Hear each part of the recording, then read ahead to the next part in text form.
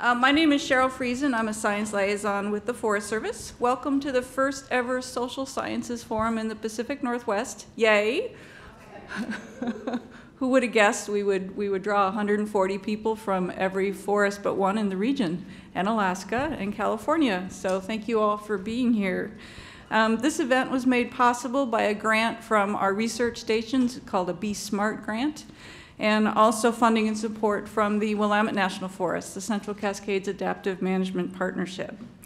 Our goal of this event was to bring together social scientists and managers for maybe the first time ever in one collected place, to explore common interests and build new partnerships. So a lot of this meeting is about networking. So look around. Those folks who are social scientists have really sparkly, happy faces on their name tags because they're really, really happy to be here. So you will have noticed some toys on the tables. There's actually a table up here with toys that has no people. That is very telling. I don't know what that means. Who is it? What toys are those? Mickey. Golly, you guys. I'm going to take them to my table where I'm all by myself over there. So we have toys on the table. And you're probably wondering why. Well, for me, the subtitle of this workshop is Everything I Need to Know I Learned in Kindergarten. That's a book I actually give aspiring leaders all of the time. I believe they're core behaviors we all develop early on and we carry with us into our adult lives. And as we gather around tables to discuss natural resource management issues, our interests are often driven by our ability to trust, to share, and our sense of fairness, all things we learned in kindergarten. I have found that the field of social science can help me navigate increasingly complex interactions if I just think about those three things. It's kind of like peeling back an onion and getting back to the core of the disagreements, just shared interests, and the naked truths. And I think you'll hear about some of that from the social science speakers today. The social scientists, anyway, I think can help us with that peeling exercise. So we'll see what you think by the end of the day. So the toys will remind you throughout the day that there are kindergartners in each and every one of us. So when you're in a contentious public meeting, just keep that in mind. And everyone can take a toy home with them. So I hope you picked a table with a toy. Now the key is there are not enough toys to go around. There are not enough toys to go around. So your charge today is to negotiate, figure out your sense of fairness, and how you might share that limited resource, because there's never enough to go around. That's why we're here, is because there's never enough to go around. So the day today, the agenda we have built for you, I think it'll build throughout the day. It's going to start with testimonials and examples. It's going to move on to how social science is conducted and the types of questions it can answer. After lunch, you'll hear some more examples of social science being used in planning processes, and we'll break into small groups then. And you'll have a chance to interact, both social scientists and managers, with each other to share what your key burning questions are. And you can get feedback about whether they're really researchable or what the core of that question might really be. We'll regather after that, do some sharing, and then we'll be talking about what are our perceived barriers and how can we move those barriers into the opportunity category. What will that take? So to kick things off, we've invited John Lawrence. I asked him if I could introduce him as a retiree extraordinaire, and he said no, because he's still learning how to be a retiree. But John was in a very unique position throughout his career of seeing things from the research station side. Oops, let me get my bust out of her way because she's pulling out a table here. He had a very interesting career where he had an opportunity to be a leader in the research station as well as leadership in the management side. He was a forest supervisor. So I think he brings some perspectives on how you can integrate science into management decisions, probably in a unique way that most of us will never experience. There's not too many guys that cross over. So help me welcome John Lawrence.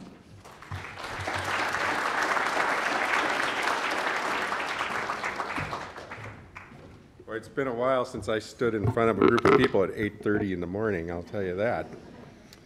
So Cheryl assigned me this title, Why We Need to Integrate Social Science into Natural Resource Planning, my experience as a guy who crossed over from research to management.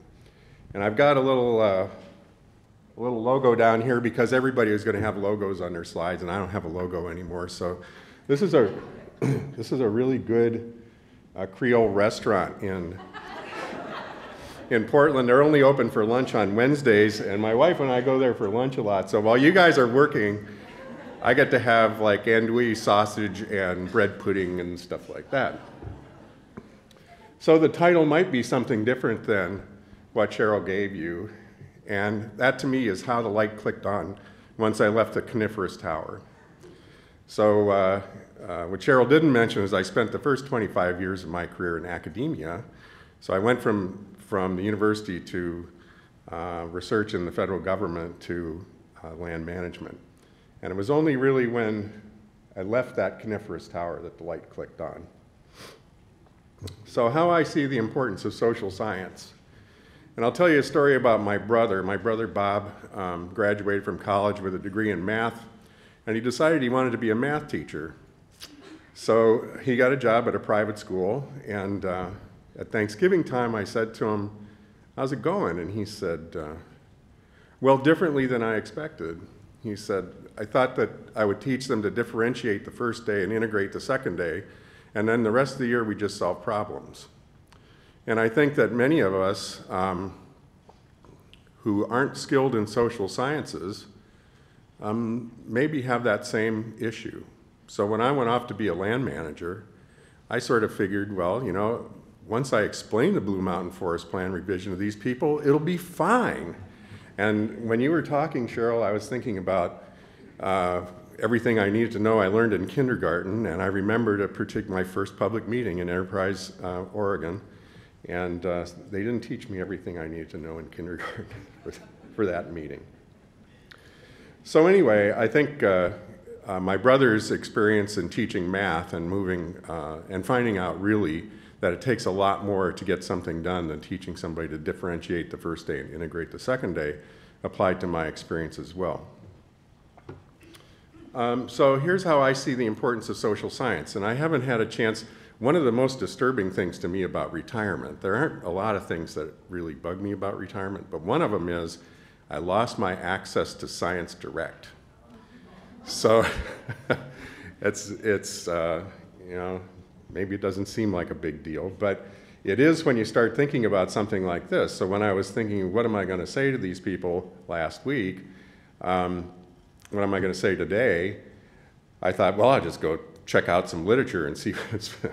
No, you don't have access to do this. You can rent this article for $14 or you can buy it for $39. So what I'll say today has no roots in science at all.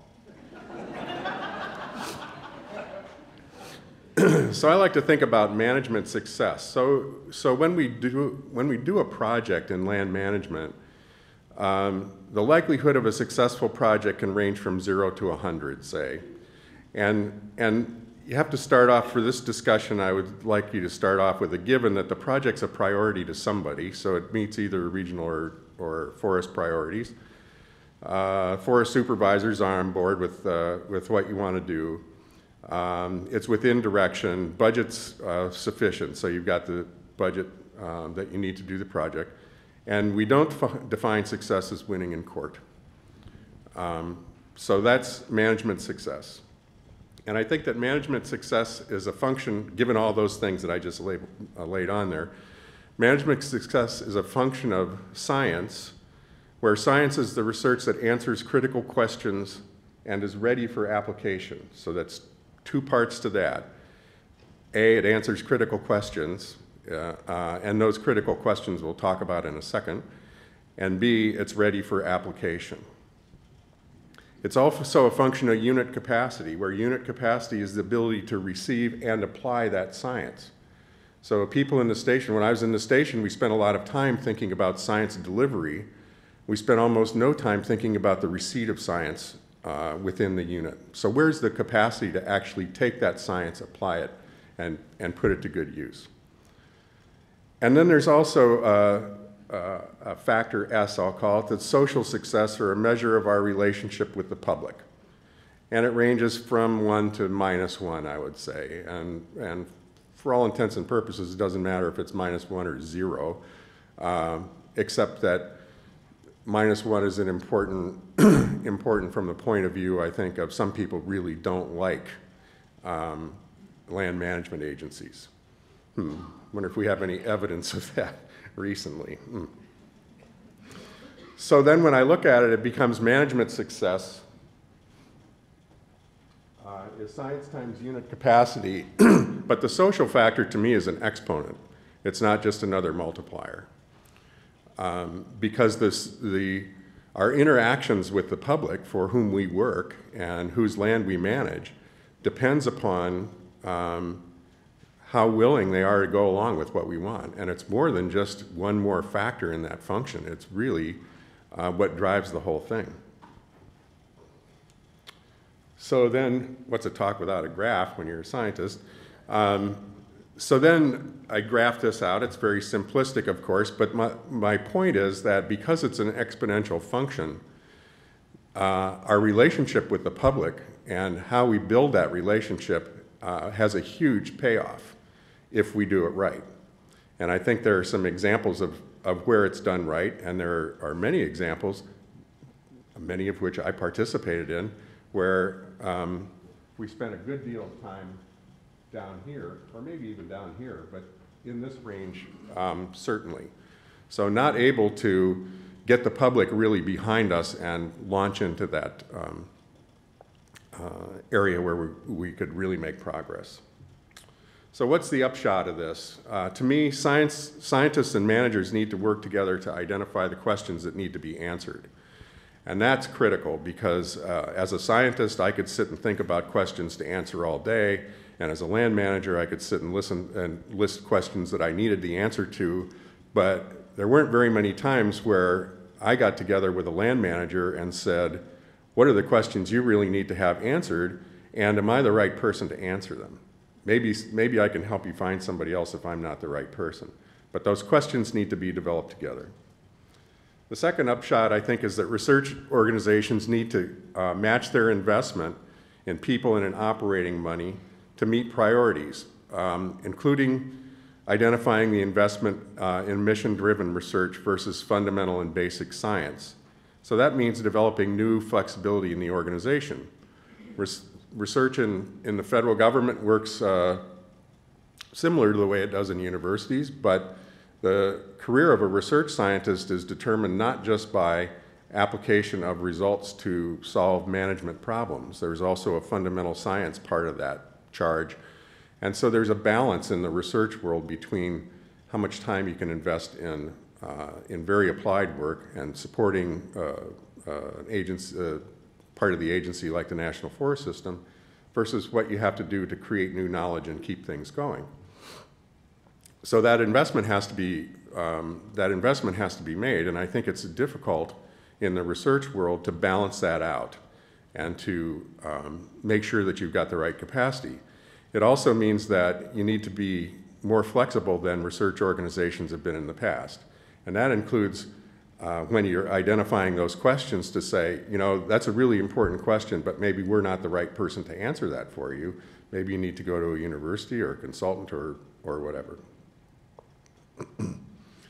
Another upshot is that management agencies, I believe, need to invest to increase the capacity to receive and apply science. So the Willamette's fortunate. The Willamette's had a science liaison for some time, and that means there's additional capacity on the Willamette to receive and apply science. But it needs to happen in every unit, and I don't think it can just be one person. It needs to be a cadre, and I've thought a little bit about how I might organize it on a regional basis, but that's not my job anymore. But I think you need, within the organization, there needs to be a group of people who are skilled in receiving science and applying it. And because all of you have, I know what your jobs are like. And you don't have time to read big piles of papers and to learn something new all the time.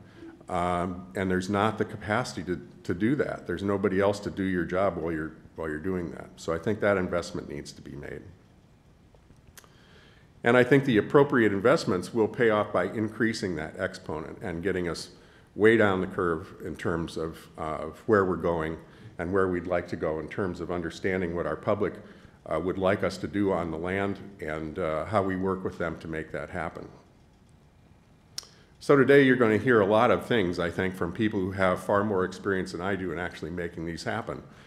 So you're going to hear from John and Stanley about success on forest that I think has, in the case of the Deschutes, there is unit capacity, there's public support, and there's a long history of working with science. And I would suggest that from my experience, the Deschutes has a pretty good S. Then you'll hear from Cass. I haven't seen Cass yet, but I think you're going to hear from Cass about tools that are available to increase that. Michael, Troy, and Nicola are going to talk to you about the questions that need to be addressed. And I hope that that's a really good discussion, because identifying those questions and really deciding what needs to be answered is critical to putting us in a position where we can do a better job of managing land for the public. Hear from Bruce and EJ about what the public expects, and that's critical in understanding how you get that exponent to be higher, because you know, and I went to the Wallowa Whitman, I thought, oh, multiple what is it we call it? A multiple use agency. Everybody must be behind that. Well, not everybody's behind that. Lee's going to talk about some of the tools and experience that she's had in terms of understanding that interaction and relationship with the public. And then I think you're going to have a chance to identify and maybe prioritize some of the questions that need to be answered. I'm just guessing, Cheryl, from the agenda that you sent me. And finally, Catherine Smith has the job of wrapping this all up at the end of the day, solving all the problems and sending everybody home to pull off successful projects. And I had a beer with her last week. She assured me that she would be able to do that without any problems. Where does that leave me? I'll be an interested bystander as a citizen of the United States who watches you all try and manage public lands to meet my expectations.